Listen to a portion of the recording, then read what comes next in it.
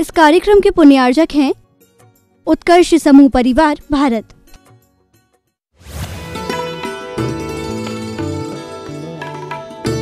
तीर्थंकर भगवान से भी ग्रंथ नहीं बने थे, उन्होंने तो मात्र दिव्यधनी प्रदान की थी। ये ग्रंथों का अगर कहीं उपकार है तो इन निर्ग्रंथों के कारण से तुम्हें ग्रंथ मिले हैं। इसलिए मात्र ग्रंथों से तत्वों के निर्णय नहीं होते। जिन्होंने गहरे तत्वों के निर्णय करते हुए निर्ग्रंथ पद को धारण करते हुए अपनी विशेष विशेष त्याग तपस्या का पुरुषार्थ किया है, उनके बारे में भी कभी जीवन में और दिन में 24 घंटे में एक बार सोच लेना। एक बार सोच लेना। माँ भोजन बनाने से पहले, भोजन करने से पहले हर एक जैनी को निर्ग्रंथ गुरु के बारे में सोचना और विचार करना आवश्यक है। हम तो दिन में 2 बार, 4 बार, 6 बार, 10 बार, कितनी बार खाते हैं, कितनी बार खाते हैं। और कोई एक आध बार 4 उपवास, 10 उपवास या एकासन कर लेता है तो तुरंत अनिल जी बुलाते और माला पहना देते हैं। फिर कभी जो निर्ग्रंथ दिगंबर मुनिराज या साधु तपस्वी महीनों महीनों के उपवास करते हैं, वह प्रतिदिन एकासन करते हैं, उनके प्रति कभी हमने सम्मान की भाव रखे? उनको आवश्यकता नहीं है। ये मत समझना कि महाराज अपनी व्यवस्था बना रहे। नहीं, हमें विश्वास है अगर पुण्य है तो व्यवस्था आगे पीछे घूमेगी और पुण्य नहीं है तो व्यवस्थापक भी बैठे रह जाएंगे, कर कुछ नहीं सकते। पर आपके लिए, श्रावकों, आपके लिए समझाने का प्रयास किया जा रहा है कि जाग जाओ, सोच लो, विचार कर लो। ये जो विडंबना वर्तमान में दिख रही है उससे कुछ उठने का, उभरने का प्रयास करो।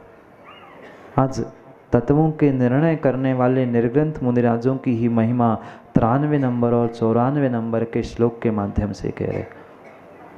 एक एक रहस्य ऐसे कुंद कुंद भगवान ने इस रेणसार ग्रंथ में लिखे हैं। एकाध श्लोक, एकाध वाक्य भी जीवन में समझ में आ जाए तो जीवन बदल सकता है। पढ़ते हैं 2 श्लोकों को और फिर समझते हैं उनके बारे में कि उन्होंने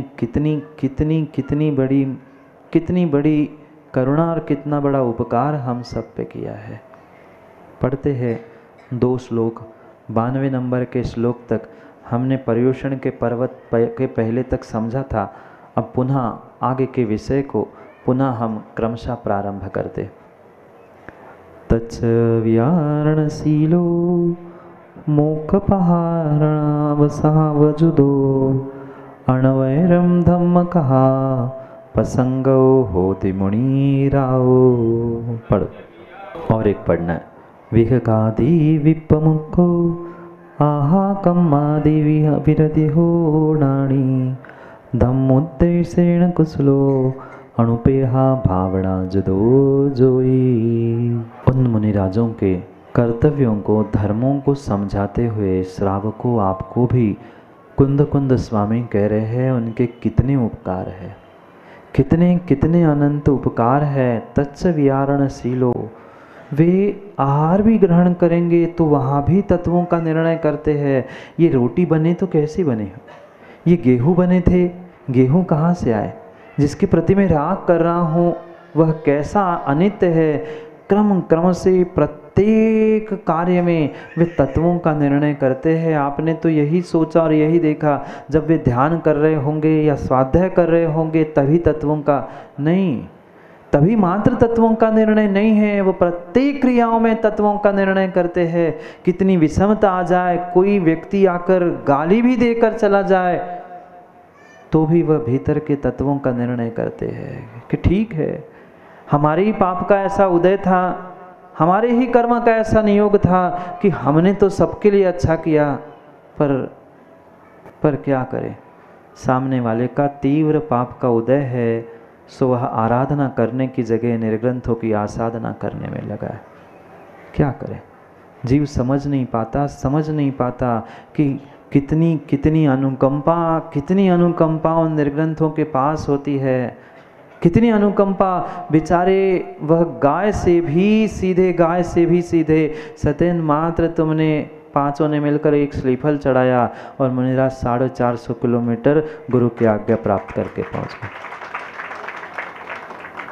ये उनकी सरलता सहजता उनके तो कर्मों की निर्जरा कर रही है, पर ज्ञानियों ध्यान रखना, अगर किसी प्रकार से इस सरलता और सहजता का कोई व्यक्ति दुरुपयोग करेगा ना, तो पक्का है गौरव जी, फल तो उसे मिलेगा, फल तो उसे मिलेगा। दिखाने के दांत कुछ और, बोलो ना, पता नहीं है, सबको पता भी और करते भी है। ये क्यों विडंबना हम कर रहे हैं? दूसरों की नहीं, हम अपने आत्मा की विडंबना, अपने आत्मा की ही वंचना कर रहे हैं। अरे जे आराधना का स्थान था, देव शास्त्र गुरु यहाँ पहुंचकर हमें आराधना करनी थी, पर सबसे अधिक कसायों के कारण व्यक्ति आसाधना भी वही करता है। शब्द नहीं समझ में आए? आराधना और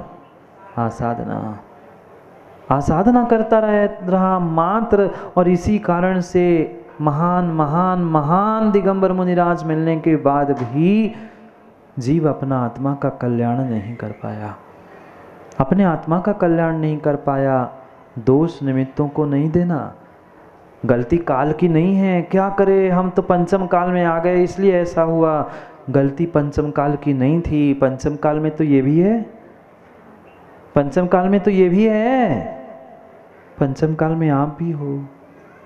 जैसे जिस कुल परंपरा परिवार में आप जन्मे हैं, आपकी संतान जन्मी है, ऐसे ये भी जन्मे हैं, पर उन्होंने निर्णय कर लिया कि अनंत अनंत अनंत पर्याय इस संसार में भटकते भटकते दुखों को भोगते भोगते बीत चुकी है। अब हमें अपने आप को संभालना है, अपने आप को संभालना है। इसलिए वे मोक्ष पहारणा साहव जुदो, वह मोक्ष मार्ग की आराधना करने वाले स्वभाव वाले होते हैं।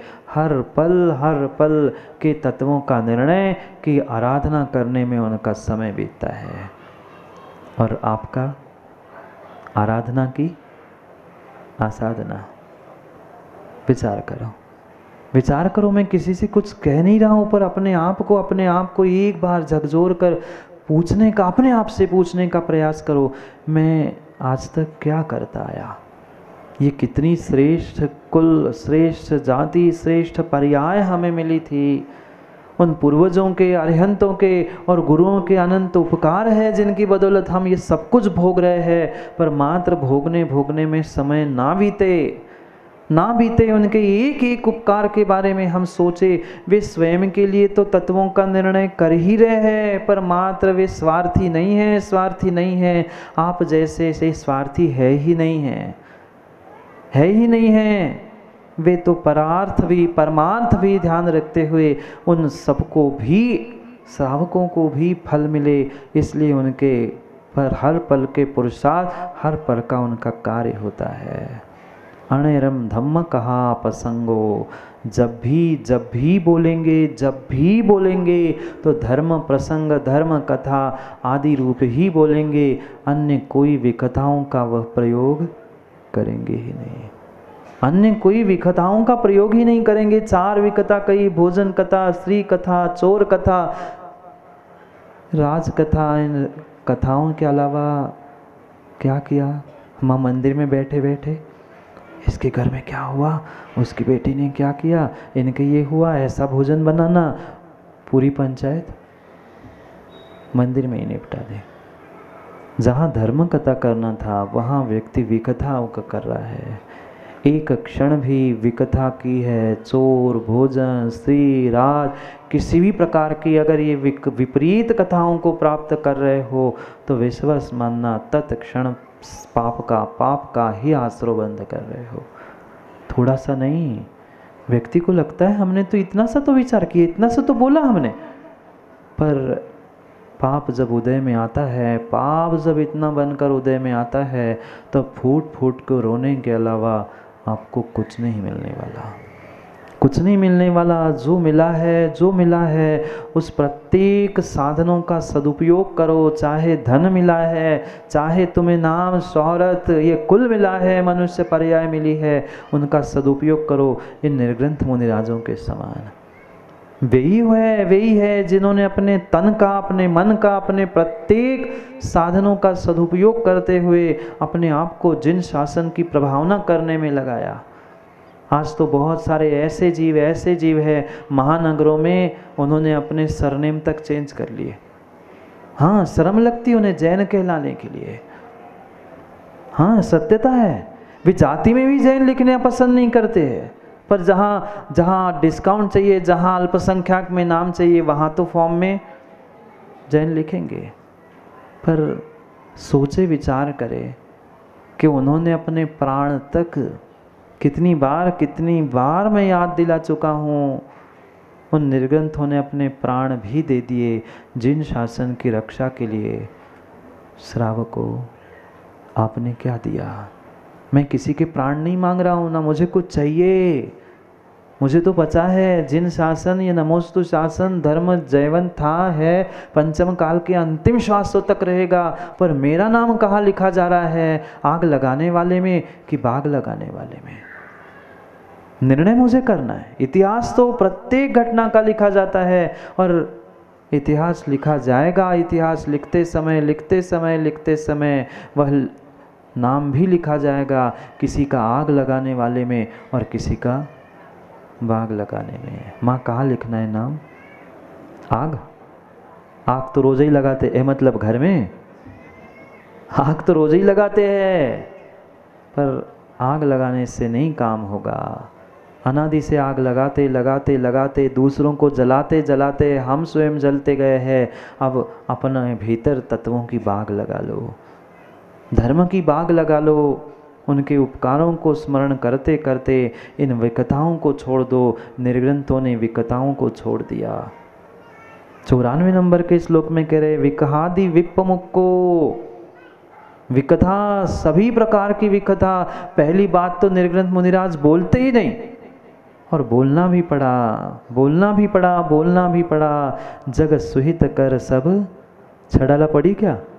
जग जिनेन्द्र पंडित जी, मात्र पढ़ाई है क्या? कभी उस पंक्तियों को पढ़ते समय उन निर्ग्रंथ मुनिराजों की प्रतिकृति अपने आँखों के सामने, अपने हृदय में प्रतिबिंबित करने का प्रयास तो करो। वे तो बोलते ही नहीं, कहीं आवश्यकता पड़ी। जग सुहित कर सब अहित हर, श्रुति सुखद सब संशय टरे। भ्रम रोग हर, जिनके मुख चंद्र ते अमृत झरे। वे बोलते ही भी है तो ऐसे लगता है कि झर अमृत झर रहा है, और सुने। ये उनके उपकार है। वह धम्म कहा प्रसंगो, धर्म कथा ही करते हैं। कभी किसी की निंदाई, कभी किसी की बुराई, कभी किसी राजनीति की बात वे करते ही नहीं। ना कभी चोर कथा, ना कभी स्त्री कथा, ना कभी किसी प्रकार की विकथाओं का वह प्रयोग करते हैं। कहना भी पड़ा तो वह ऐसा वचन का प्रयोग करते हैं जिसके माध्यम से धर्म की वृद्धि हो। अगर धर्म नहीं कह पा रहे हैं, धर्म की कथाओं का प्रसंग नहीं है, धर्म कथाओं का उच्चारण नहीं कर पा रहे हैं, तो वे मौन लेकर बैठ जाते हैं। आप कितनी देर मौन रहते हैं? आप कितने मिनट, कितने सेकंड मौन रहते हैं? माँ, सेकंड पूछ रहा हूँ, मिनट नहीं, घंटे तो मैंने पूछा ही नहीं। कितने सेकंड, कुछ मिनट भी, कुछ सेकंड भी हम शांत नहीं बैठ पाते। और ये मुख ही शांत नहीं होता, मन कहाँ से शांत होगा? मन को शांत करने के लिए पहले ये जो ढक्कन, याद है ना माँ, ये ढक्कन बंद नहीं किया तो काम कैसे बनेगा? वे धन्य हैं। कितनी ही विपरीतता, कितनी ही विडंबना क्यों ना हो, पर वे अपने आत्म तत्व से, अपने धर्म से कभी च्युत नहीं होते। आहा कम्मादि विरहिदो, वे आहार भी करने जाते हैं तो एक नहीं, दो नहीं माताओं, 46 दोष। कितने? 46 दोषों को टाल कर वे आहार करते हैं। और आप अशोक जी गुना धीरे से कटोरी में बाल आ जाए तो बाल निकाल कर, नहीं बता रहा हूँ, ऐसा ही होता है। कई सारे तो ऐसे ही धीरे से वो पीछे से ही निकाल कर महाराज को दे देते, बाल ही तो था। ऐसा काम मत करना। एक सामग्री कम चल जाए पर ऐसी मायाचारी से उनके धर्म को भ्रष्ट मत करना, उनके धर्म को भ्रष्ट मत करना। वे तो त्याग तपस्या की प्रतिमूर्ति है ही, पर आप भी उनके अनुकूल बनने का प्रयास करो। एक नहीं 46 दोषों को टालकर। कितनी सावधगिरी और कितना निष्प्रमाद उनका ये पुरुषार्थ होगा। दिख भी जाए, धोखे से कुछ आ जाए, मुस्कुराते हुए छोड़ के बैठ गए। मुस्कुराते हुए जो मिला, जितना लेना था लिए, छोड़ के बैठ गए। कभी शावकों के प्रति आक्रोश नहीं, कभी उनके प्रति बदले की भावना नहीं, कुछ अर्धा नहीं बनाने के लिए काय को चौका लगाए, कुछ नहीं। जो खिलाओ हमारे योग्य है सो ले लिया, नहीं तो छोड़कर बैठ गए, छोड़कर बैठ गए। ये तत्वों का निर्णय तो था कि ये तो श्रावक दे ही तो रहा है मुझे। श्रावक आहार कर बुढ़ापे में माँ आपका वृद्ध आश्रम के अलावा कोई स्थान बचने वाला नहीं। लिख लो। क्यों खुल रहे हैं बड़े बड़े शहरों में इतने बड़े बड़े वृद्धाश्रम? क्यों किसी श्रावक श्राविकाओं को अनाथ आश्रम की व्यवस्थाएं बनानी पड़ रही है? माँ बाप को संभाल नहीं पा रहा है और माँ बाप ही बच्चों को जन्म दे के फेंक रहे हैं। क्यों? क्योंकि सत्य को शायद पर मात्र भीतर ठूस ठूस के करुणा भरी है कि हम तो कल्याण कर रहे हैं, पर ज्ञानी तू भी अपना कल्याण कर ले। जैसे बुजुर्गों पर उन निर्ग्रंथों के उपकार है, उन उपकारों को याद करो, उन बुजुर्गों को याद करो, जिनकी बदौलत आज यहाँ आप चैन की सांस ले रहे हो। ऐसे संकट धर्म पे आए, ऐसे संकट धर्म पे आए। वह जिनवाणी की 6 महीने तक होली जलाई गई। 700 मुनिराजों को घानी में पेल दिया गया, टुकड़े टुकड़े कर दिए गए, पर फिर भी उन्होंने धर्म नहीं छोड़ा। और आज थोड़ा सा धन मिलता है, थोड़ा सा प्रलोभन मिलता है, व्यक्ति धर्म परावर्तन करने के लिए गुरु को, भगवान को और पता नहीं क्या क्या छोड़ने के लिए तैयार होता है। कम से कम एक ईमानदार इंसान ही बन जाओ, कम से कम एक ईमानदार इंसान बन जाओ। धर्मात्मा बाद में बन लेना, परमात्मा और भी बाद में बन लेना, पर कम से कम अपने देव, शास्त्र, गुरु, धर्म, कुल, अरे अपने बुजुर्गों के प्रति ही ईमानदार रह लो। जिन्होंने 2 समय में के भोजन से निकालकर 1 समय के भोजन करते हुए अपने देव, शास्त्र, गुरु के लिए उच्च स्थान प्रदान करने का प्रयास किया। हमने क्या किया? दोषी जी, अध्यक्ष जी, क्या किया? हम बने बनाए फील्ड में खेल रहे हैं, सब कुछ बनाया बना के दे गए हैं और हमें उनकी भी कदर नहीं है। कम से कम कदर करो, कम से कम ज्ञानियों।